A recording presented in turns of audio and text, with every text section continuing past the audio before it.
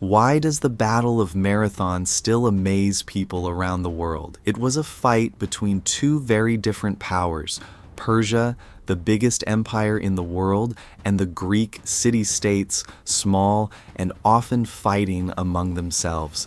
In 490 BCE, the Greeks, against all odds, beat the powerful Persian army in a battle that changed history. This battle would be known as a turning point during the Greco-Persian Wars, but also, and more famously, as that battle in which a man named Pheidippides ran a long distance to give an important message, leading to the modern idea of a marathon race. So let us explain the Battle of Marathon. To understand the Battle of Marathon, we need to look at what led up to it. The Persian Empire, led by King Darius I, was growing quickly and controlled huge lands from modern Turkey to India. In 499 BCE, some Greek cities in Ionia on the coast of Asia Minor rebelled against Persian rule. They asked for help from other Greek city-states, including Athens and Eretria. Athens and Eretria sent troops and ships to help, which angered Darius. He saw this as an insult and wanted revenge. Even though the rebellion was crushed, Darius decided to punish Athens and Eretria and stop them from interfering again. He also wanted to add Greece to his empire. In 490 BCE, Darius sent a large fleet across the Aegean Sea. The Persians attacked Eretria first, destroying the city and enslaving its people. Next, they turned their sights on Athens. The Persian army landed at the Bay of Marathon, about 26 miles from Athens, setting the stage for one of history's most famous battles. When the Persians landed at Marathon, they brought an army of about 20,000 to 30,000 soldiers. The Athenians, knowing they were outnumbered, quickly sent a messenger to Sparta, asking for help. However, the Spartans delayed because of a religious festival, leaving Athens to face the Persian army mostly on their own. The Athenian army, led by General Miltiades, had around 10,000 hoplites, heavily armored infantry soldiers, along with a small group from the nearby city of Plataea. Even though the Persians had more troops, the Athenians had some advantages. They knew the land well and had better armor and battle tactics. The open plain of Marathon was perfect for the Greek phalanx formation, where soldiers stood tightly together with shields and spears. Instead of waiting for the Persians to attack, Miltiades decided to strike first. He moved his army to block the Persians from advancing toward Athens. For several days, both sides waited, neither making a move. Miltiades was looking for the perfect chance, and when the moment came, the Athenians launched their attack. The Battle of Marathon began with a bold and unexpected charge by the Athenian army. General Miltiades had arranged his troops in a clever formation. He made the center of his line thinner and placed stronger forces on the sides. This unusual setup was designed to counter the Persian tactic of attacking the middle of the enemy line. The Athenian hoplites, heavily armored and carrying shields, charged across the open plain toward the Persians.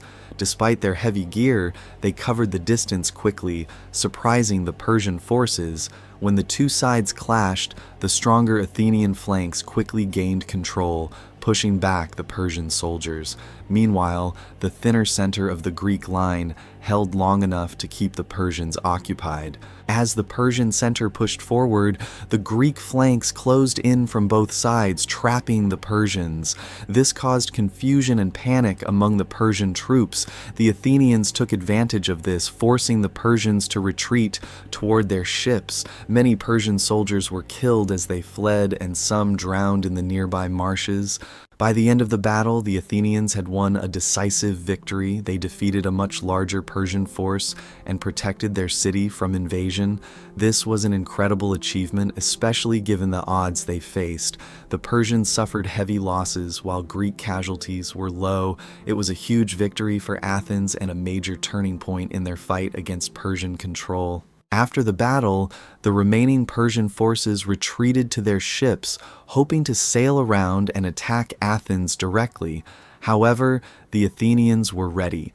Understanding the Persian plan, they quickly marched their army back to Athens, covering the distance in record time. When the Persian fleet arrived near the city, they found the Athenian forces already in place, prepared to defend Athens. Realizing they could not win, the Persians abandoned their plans and sailed back to Asia. The Greek victory at Marathon changed history. It showed that a smaller, well-organized force could defeat a much larger enemy. This victory boosted the confidence of the Athenians and other Greek city-states, encouraging them to resist Persian aggression in the future. It also strengthened Greek unity, as the Athenians and Plataeans had worked together for this win.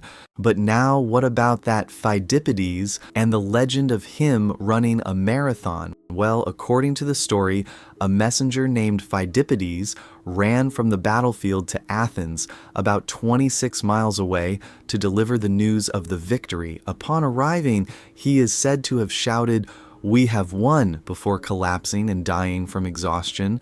However, historians have now said that this story is not exactly true, so instead there are two stories that are being mixed up. The first is Herodotus's account of Phidippides, who ran from Athens to Sparta and back a distance of 150 miles one way to ask the Spartans for help, and the story of the Athenians, who quickly marched back from Marathon to Athens, a distance of 25 miles. So the actual marathon runner Phidippides didn't run from Marathon to Athens, but from Athens to Sparta, a much longer distance than the actual marathon we celebrate today.